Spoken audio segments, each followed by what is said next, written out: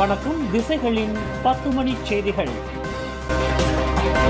இந்திய சமூகத்திடமிருந்து நிறைய புகார்கள். இணைய பகிடிவதையை டிக்டாக் தளம் பொருட்படுத்தவில்லை. அமைச்சர் டத்தோஃபாமி அதிருப்தி. மக்களை உலுக்கி வரும் இணைய பகிடிவதை பிரச்சினையை டிக்டாக் தளம் ஒரு பொருட்டாக கருதவில்லை என்று தொடர்புத்துறை அமைச்சர் டத்தோஃபாமி ஃபசில் இன்று தமது குமுறலை வெளியிட்டார். டிக்டாக்கில் பகிடிவதை தொடர்பில் இந்திய சமூகத்திடமிருந்து தொடர்புத்துறை அமைச்சும் MCMC எனப்படும் மலேசிய தொடர்பு பல்லூடக ஆணையமும் நிறைய புகார்களை பெற்று வருகின்றன. ஆனால் பகிடிவதை பிரச்சினையை கையாள்வதில் டிக்டாக் தளம் தீவிரம் காட்டவில்லை என்று டத்தோஃபாமி தமது ஏமாற்றத்தை வெளிப்படுத்தினார்.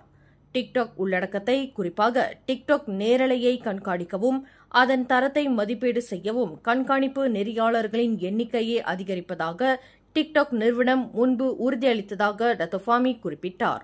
ஆனால் டிக்டாக் நிறுவனத்துடன் அண்மையில் நடத்தப்பட்ட சந்திப்பில் கூடுதலாக அமர்த்தப்பட்ட கண்காணிப்பு நெறியாளர்களின் எண்ணிக்கையை, குறிப்பாக தமிழ் டிக்டாக் தளத்தில் நேரலையை கண்காணிப்பதற்கு எத்தனை கண்காணிப்பு நெறியாளர்களின் எண்ணிக்கையை கொண்டுள்ளது என்பதை அந்த நிறுவனம் வெளியிட மறுத்துவிட்டதாக டத்தோஃபாமி தெரிவித்தார். டிக்டாக் தமிழ் நேரலையில் ஏற்படுத்தப்பட்ட பகிடிவதை காரணமாக மறைந்த ராஜேஸ்வரி அப்பாராவுக்கு நேர்ந்த கதி ஒரு எடுத்துக்காட்டாகும். இந்நிலையில் டிக்டாக் தமிழ் உள்ளடக்கத்தையும் நேரலையையும் கண்காணிக்க எத்தனை பேரை பணிக்கு அமர்த்தி இருக்கிறீர்கள் என்று நாங்கள் பலமுறை அந்த நிறுவனத்திடம் கேட்டுவிட்டோம். ஆனால் தமிழில் உள்ள கண்காணிப்பாளர்களின் எண்ணிக்கையை வெளியிட அந்த நிறுவனம் தவறிவிட்டதாக டத்தோஃபாமி தெரிவித்தார். இணைய பகிடிவதை பிரச்சினையை கையாள டிக்டாக் தளம் தீவிரம் காட்ட தவறுமானால் அந்த நிறுவனம் சட்ட நடவடிக்கையை எதிர்கொள்ள நேரிடும் என்று டத்தோஃபாமி நினைவுறுத்தினார்.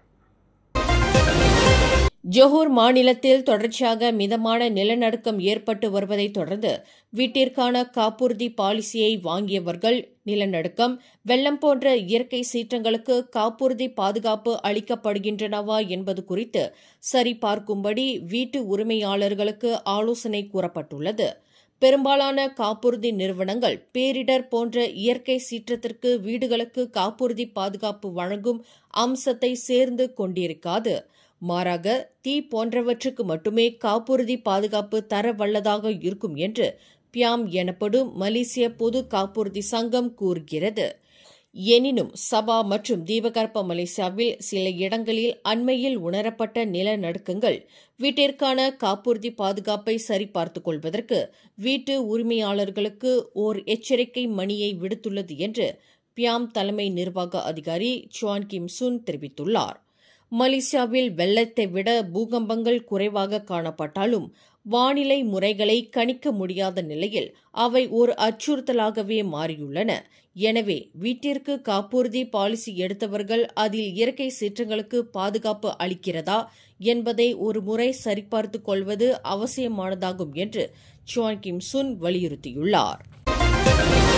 குழந்தைகள் மற்றும் குழந்தைகள் சம்பந்தப்பட்ட ஆபாச படங்களில் உள்ளடக்கத்தை விற்பனை செய்ததற்காக அண்மையில் கைது செய்யப்பட்ட ஒரு கும்பலுக்கு அனைத்துலக தொடர்புகள் இருப்பதாக நம்பப்படுகிறது என்று புக்கிடாமன் போலீஸ் தலைமையகம் கூறுகிறது.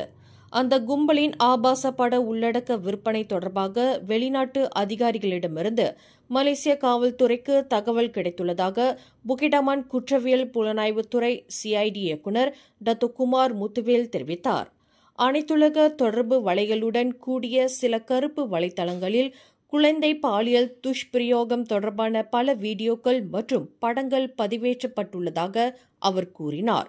கருப்பு வலைத்தளங்களை அணுகக்கூடிய உரிமையாளர்கள் மற்றும் தனிநபர்களை கண்டுபிடிப்பதில் போலீசார் சிரமங்களை எதிர்கொள்கின்றனர் என்று இன்று புக்கிடாமானில் தகவல் தொடர்பு அமைச்சு, காவல்துறை மற்றும் டிக்டாக் சம்பந்தப்பட்ட கூட்டத்திற்கு பிறகு டத்தோ குமார் பர்னாமாவிடம் இதனை தெரிவித்துள்ளார். இதற்கு மூளையாக இருந்து செயல்பட்டதாக நம்பப்படும் நபர் உட்பட 11 பேர் கடந்த ஜூலை 19ஆம் தேதிக்கும் ஆகஸ்ட் 19ஆம் தேதிக்கும் இடைப்பட்ட காலகட்டத்தில் ஜோஹர் பாருவில் பெடோ நடவடிக்கையின் மூலம் கைது செய்யப்பட்டனர். இவர்களை தவிர வேறு யாரும் கைது செய்யப்படவில்லை என்று டத்தோ குமார் குறிப்பிட்டார். மலேசியாவில் மிக சிறிய மாநிலமான பெர்லிஸ் சொந்த விமான நிலையத்தை நிர்மாணிப்பதற்கு திட்டம் கொண்டுள்ளது. அந்த விமான நிலையம் பெர்லிஸ் மாநிலத்தில் தாய்லாந்து எல்லையில் கொண்டிருப்பதற்கு திட்டம் கொண்டுள்ளதாக பெர்லிஸ் மந்திரி பசார் முகமது ஷுக்ரி ரம்லி தெரிவித்தார். பெர்லிஸ் மாநிலத்தின் மேம்பாட்டிற்காக ஒரு விமான நிலையம் கட்டப்படுவது மாநிலத்தின் மதிப்பை அதிகரிக்க செய்யும் என்று பெர்லிஸ் ராஜா துவன்கு ஷேக் சிராஜுடீன் ஜமாலுலாயில் விடுத்துள்ள வேண்டுகோளுக்கு இணங்க இந்த உத்தேச திட்டம் அமைவதாக அவர் குறிப்பிட்டார். விமான நிலையம் கட்டும் திட்டம் சாத்தியமாகுமானால் அதிகமான வெளிநாட்டு பயணிகளை ஈர்க்கும் ஒரு மாநிலமாக பெர்லிஸ் விளங்கிடும் என்று அவர் குறிப்பிட்டார். போதைப்பொருள் கடத்தலில் ஈடுபட்டதாக நம்பப்படும் ஆடவர் ஒருவரை போலீசார் இப்போ தாமான் ரிஷாவில் கைது செய்துள்ளனர். அந்த ஆடவர் கைது செய்யப்பட்டது மூலம் 2 கிலோ மதிப்புள்ள போதைப்பொருளை போலீசார் மீட்டனர். போதைப்பொருள் கடத்தல் தொடர்பாக கிடைக்கப்பட்ட தகவலை தொடர்ந்து இப்போ போலீஸ் தலைமையகத்தைச் சேர்ந்த போதைப்பொருள் துடைத்தொழிப்பு குழுவினர் நேற்று மாலை 4 மணி அளவில் 30 வயது மதிக்கத்தக்க அந்த ஆடவரை கைது செய்ததாக பேரா மாநில போலீஸ் தலைவர் டத்தனூர் இஷாம் நொர்டீன் தெரிவித்தார். அந்த ஆடவரின் வீட்டின் முன்புறம் உள்ள ஒரு காலி வீட்டை போலீசார் சோதனையிட்ட போது பிளாஸ்டிக் பாக்கெட்டுகளில் பல வகையான போதைப்பொருள் கண்டுபிடிக்கப்பட்டது. மெத்தபெட்டமின், கெத்தமின், ஹெராயின் ஆகியவை கண்டுபிடிக்கப்பட்ட போதைப் பொருள்களில் அடங்கும் என்று டத்தனூர் இஷாம் இன்று வெளியிட்டுள்ள ஒரு அறிக்கையில் தெரிவித்தார். அந்த போதைப் பொருளின் மொத்த மதிப்பு 1,25,000 ரிங்கெட் ஆகும்.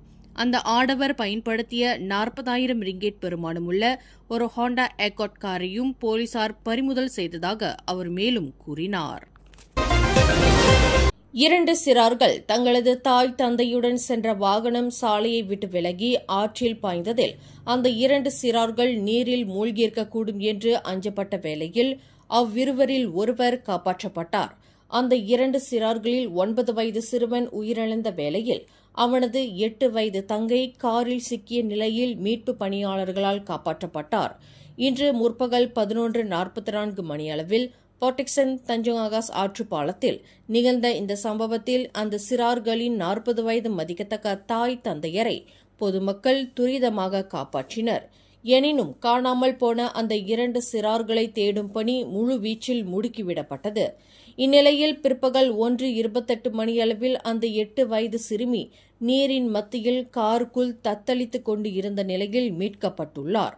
அவரின் சகோதரனின் உடல் பிற்பகல் 1:47 மணிக்கு மீட்கப்பட்டது. மூச்சுத் திணறலுக்கு ஆளாகியிருக்கலாம் என்று நம்பப்படும் அந்த சிறுமி தற்போது மருத்துவமனையில் சேர்க்கப்பட்டுள்ளார். 2 சிறார்களை தேடும் பணியில் தீயணைப்பு மீட்புப் படையைச் சேர்ந்த 30க்கும் மேற்பட்ட வீரர்கள் ஈடுபட்டனர். அரச மலேசிய போலீஸ் படையும் புகிடாமான் குற்றப் புலனாய்வுத் துறையும் இணைந்து K9 அடாப்ஷன் புரோகிராம் என்ற திட்டத்தை முதன்முறையாக அறிமுகம் செய்துள்ளது.